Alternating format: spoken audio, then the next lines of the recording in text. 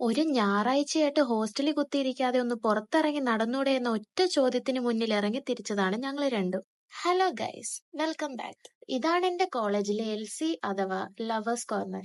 മഴയായതുകൊണ്ടാണോ എന്തോ പക്ഷികളെ ഒന്നും കാണാറില്ല. അല്പം പഴക്കമുണ്ടെങ്കിലും ഇത്ര ഭംഗിയുള്ള ഒരു കോളേജ് ഞാൻ എന്റെ ലൈഫിൽ കണ്ടിട്ടില്ല. എന്ത് സീൻ ഉണ്ടെങ്കിലും ഒന്ന് വെളിയിലിറങ്ങി നടന്നു കഴിഞ്ഞാൽ മാറാത്ത പ്രശ്നമൊന്നും ഇല്ലെന്നേ. കോളേജിന്റെ ഉള്ളിൽ കൂടെ നടക്കാനായിരുന്നു ഉദ്ദേശമെങ്കിലും അറിയാതെ നമ്മൾ പുറത്തേക്കങ്ങ് ഇറങ്ങി.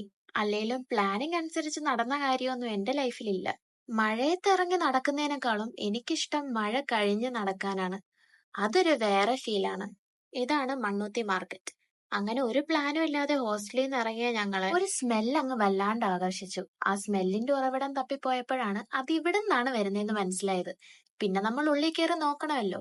കേറിയ സ്ഥിതിക്ക് അവിടെ നിന്നൊന്നും കഴിച്ചില്ലേ അവർക്ക് വിഷമാവില്ലേ എന്നോർത്ത് മാത്രം നമ്മൾ അവിടെ നിന്ന് ഫുഡ് കഴിച്ചു.